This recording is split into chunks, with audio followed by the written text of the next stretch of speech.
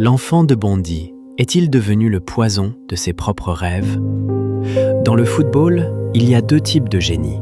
Ceux qui élèvent leur équipe vers les sommets et ceux qui finissent par l'asphyxier. Kylian Mbappé, l'étoile polaire du football français, est passé du statut de sauveur à celui de dilemme tactique mondial. L'histoire commence par un séisme sur le rocher. Nous sommes en 2016 et le football européen s'apprête à vivre un basculement tectonique. Au milieu des stars établies, un gamin de 17 ans s'immisce dans le 11 de Leonardo Jardim avec une effronterie déconcertante. Ce n'est pas seulement un espoir, c'est une anomalie. Kylian Mbappé possède déjà la froideur chirurgicale et la maturité d'un vétéran de 30 ans. Sur le terrain, la foudre frappe à chaque accélération. Dès ses premiers pas, il est flashé à une vitesse de pointe de 36 km/h, transformant les défenseurs de Ligue 1 en spectateurs impuissants. L'Europe du football se frotte les yeux devant ces statistiques. Pour sa première saison complète chez les professionnels, le compteur explose avec 26 buts, toutes compétitions confondues. Mais au-delà des chiffres, c'est l'esthétique qui choque. Dans les colonnes de l'équipe, le titre claque comme un avertissement, le phénomène. La presse internationale s'enflamme pour ce prodige capable d'effacer 3 adversaires sur un simple coup de rein, avec une fluidité qui rappelle les plus grandes heures de Ronaldo Nazario. Sérieusement commencé.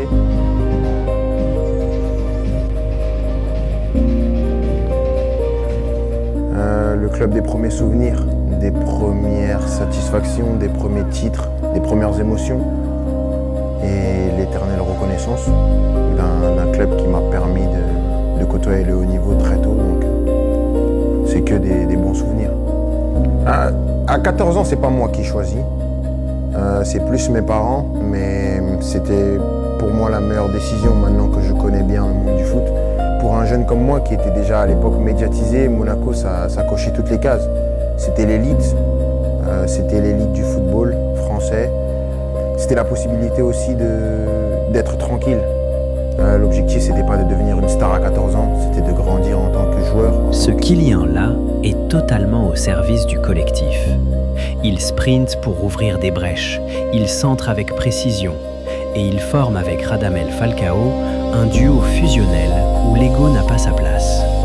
Il combine, il se replie, il travaille. C'est le crack pur, l'héritier légitime que la France attendait depuis Thierry Henry. À cet instant précis, Mbappé n'est pas encore une étoile autour de laquelle tout doit graviter. Il est le souffle de liberté qui porte Monaco jusqu'au titre de champion et dans le dernier carré de la Ligue des Champions. Tout est là, la vitesse, la finition et surtout, cette humilité tactique qui rendait son talent exponentiel. Mais avant tout, ils m'ont construit à devenir un joueur de foot.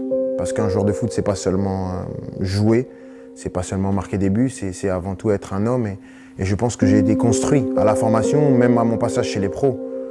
Tous ceux qui étaient là, tous ceux qui m'ont accompagné, ils m'ont appris à construire ma carrière, à construire ce que c'est et construire le joueur et l'homme que je voulais devenir. Et je pense que ça, c'est très important. Si Monaco était l'étincelle, la Coupe du Monde 2018 est l'incendie qui va tout consumer. À seulement 19 ans, Kylian Mbappé ne se contente pas de participer au plus grand tournoi de la planète. Il se l'approprie. Le monde entier bascule dans la Mbappé Mania, un après-midi de juillet à Kazan, face à l'Argentine de Lionel Messi. Ce jour-là, Kylian n'est plus un espoir, c'est une force de la nature.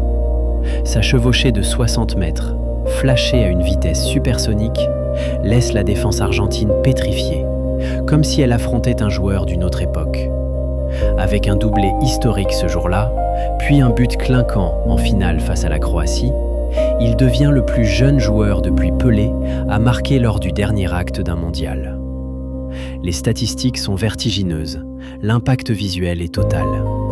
La France exulte, mais dans l'ombre de la liesse, une métamorphose s'opère. En Russie, Kylian est encore le lieutenant de luxe, le dynamiteur qui accepte de courir pour les ouvertures de Pogba et de compenser les déplacements de Griezmann. C'est un joyau serti dans une couronne collective. J'avais mal au bras un peu quand il fallait le porter à la cérémonie. Mais ouais, c'est une fierté, c'est écrit en dessous ici. Meilleur jeune joueur de la Coupe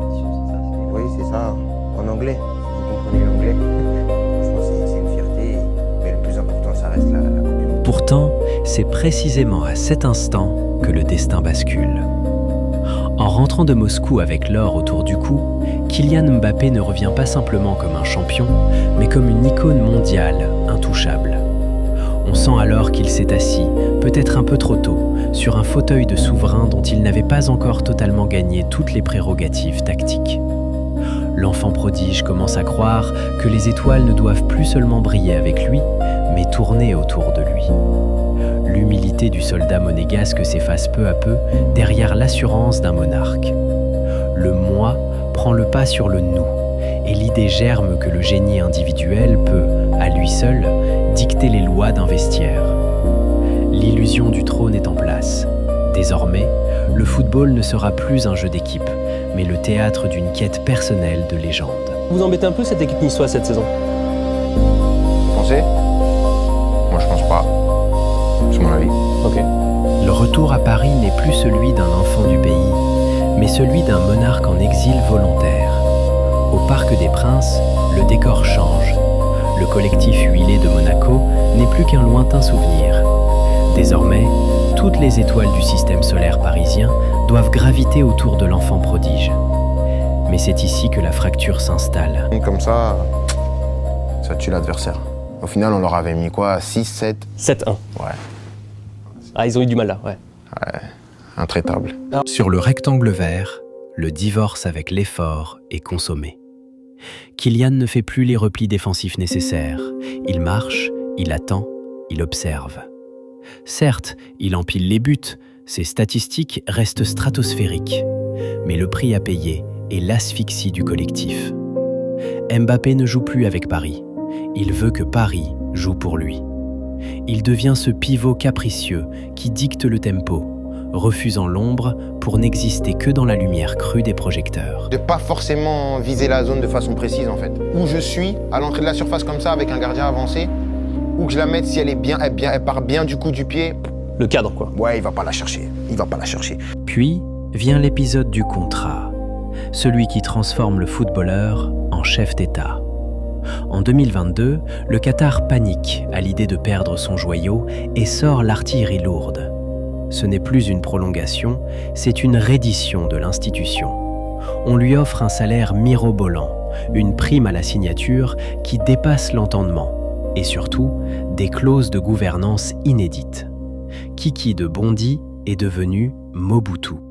Pour prolonger au PSG, Mbappé aurait signé le plus gros contrat de l'histoire du sport. C'est ce que rapporte ce lundi le Parisien en parlant d'un contrat inédit. L'accord scellé en mai entre le champion du monde 2018 et le club porte sur un contrat de 2 ans jusqu'en juin 2024 avec une option pour une 3e année. Dans le détail, le salaire de Mbappé est fixé à 72 millions d'euros bruts pour chaque année de contrat, soit 6 millions d'euros bruts par mois. Mais le joueur a aussi négocié une prime à la signature de 180 millions d'euros bruts payés en 3 versements. Ça vous paraît déjà beaucoup? Eh bien, ce n'est pas fini, puisque Kylian Mbappé touche aussi une prime de fidélité. Le joueur percevrait chaque mois de septembre une prime aux alentours de 70 millions d'euros, qui devrait atteindre 80 millions d'euros en septembre 2023 et 90 millions d'euros en septembre 2024. Résultat, si Mbappé reste au PSG jusqu'en 2025, il percevra 630 millions d'euros bruts, soit 280 millions d'euros nets. Et ce n'est pas tout. À ces 630 millions d'euros s'ajoutent les revenus liés au contrat publicitaire de l'attaquant avec Nike, Google, Sport ou encore Dior. Ça fait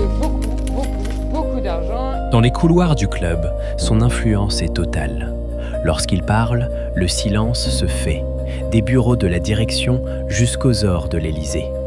On sent un joueur placé au-dessus de l'institution, un homme qui fait trembler les structures d'un club pourtant soutenu par un État. Le paroxysme est atteint lorsqu'il entame un bras de fer cynique pour quitter le club libre. Le clan qatari, autrefois si fier, finit par tomber à ses pieds, négociant des contrats courts, 2 ans dont une option à sa seule discrétion, truffés de primes de fidélité paradoxales. Mais Mobutu reste fidèle à son ambition. Après avoir siphonné les ressources et l'énergie du PSG, il quitte le navire librement, laissant derrière lui un club exsangue socialement pour rejoindre le Real Madrid. La couronne est peut-être plus lourde, mais le pouvoir, lui, semble sans limite. Le dictateur, Monsieur Mobutu, est bel et bien de retour, mesdames et messieurs. Il s'est fait attendre. Il était en train de retrouver son niveau pour pouvoir reprendre sa dictature. Comme au Real Madrid, il avait du mal sur le terrain, il pouvait plus trop parler, il pouvait plus trop s'exprimer. Et maintenant qu'il est revenu à son niveau, il est reparti pour dicter tout le monde. C'est une dinguerie. Dites-vous, il parle plus sur TF1 qu'Emmanuel Macron. Tout le temps, je vois interview de Mbappé sur TF1. Les joueurs normaux, leur tribune, c'est Foot Mercato, la conférence de presse. Non, Mbappé, c'est autre chose. C'est, voilà, la chaîne la plus regardée en Europe. Il faut savoir que TF1 est la chaîne la plus regardée en Europe. Et lui, c'est sa tribune. L'arrivée au Real Madrid devait être l'apothéose, la pièce manquante d'un puzzle déjà parfait. Mais la réalité du terrain est un juge impartial et le constat est glacial. Le cauchemar Kiki se répète avec une précision chirurgicale. Kylian Mbappé débarque dans une équipe qui, quelques mois plus tôt, piétinait l'Europe avec un collectif d'une solidarité héroïque. Aujourd'hui, ce même Real ressemble à une armée désorganisée, cherchant désespérément un général qui ne veut plus marcher avec ses troupes. Le talent est toujours là, les statistiques individuelles gonflent, mais le prix à payer est l'extinction des étoiles environnantes. Vinicius Junior, autrefois dynamiteur insaisissable, se retrouve bridé, contraint de partager un couloir gauche devenu trop étroit pour deux égaux.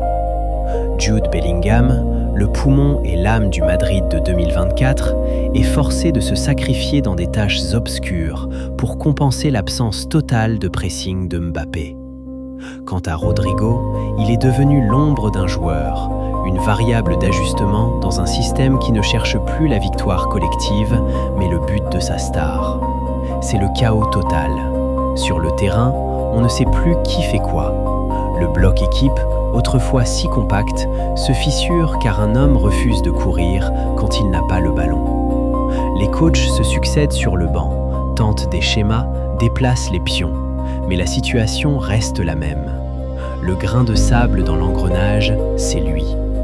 Le Mobutu de Bondy a emporté ses mauvaises habitudes dans ses valises de luxe. Le cas Xabi est très parlant. Je vous invite à vous abonner pour ne pas manquer la prochaine vidéo sur son départ du Real. Mbappé rend-il son équipe fragile ? La question ne se pose plus, elle s'affiche sur le tableau d'affichage.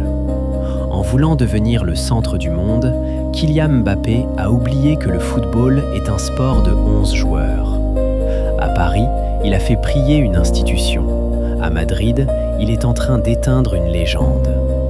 Le vrai problème n'est plus son niveau de jeu, mais sa capacité à laisser les autres exister. Car si le roi ne sert pas son royaume, le royaume finit inévitablement par s'effondrer. On ne juge pas un grand joueur à sa capacité à marquer des buts, mais à sa capacité à rendre ses coéquipiers meilleurs. Aujourd'hui, force est de constater que partout où Kylian passe, le collectif trépasse. Merci à tous d'être présents sur cette chaîne où on vous livre le football comme il l'est, sans détour, sans non-dit, sans parti pris.